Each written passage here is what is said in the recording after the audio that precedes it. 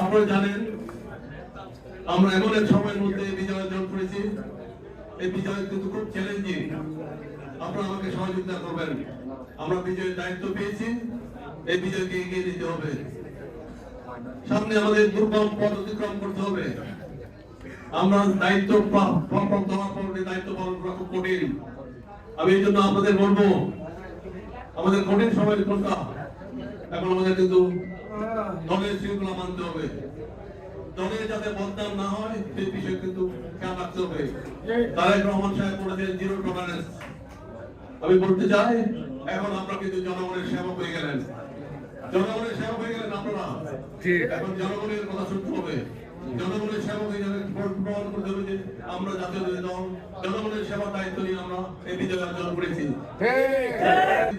এই বিজয়কে সমৃদ্ধ রাঙামাটি করার জন্য আমি আপনাদের আন্তরিক সহযোগিতা কামনা করছি। আমি আশা করি আপনারা সার্বিক সহযোগিতা করবেন।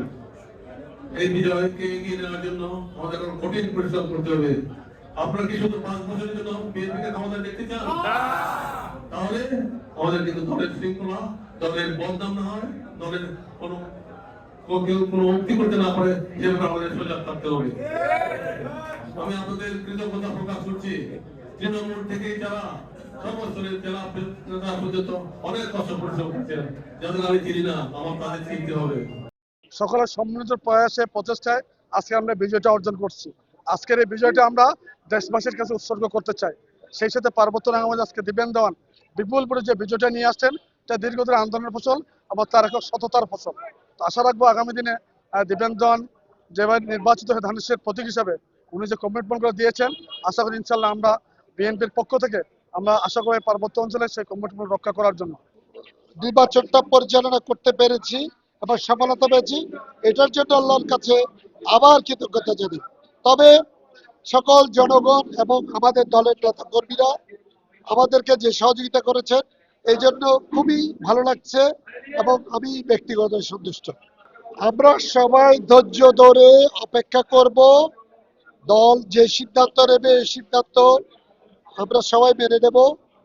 আর আমরা কোনো বিজয় মিছিল দলের মধ্য থেকে বলা হয়েছে, কোনো বিজয় মিছিল, কোনো আনন্দ মিছিল আপাতত করব না।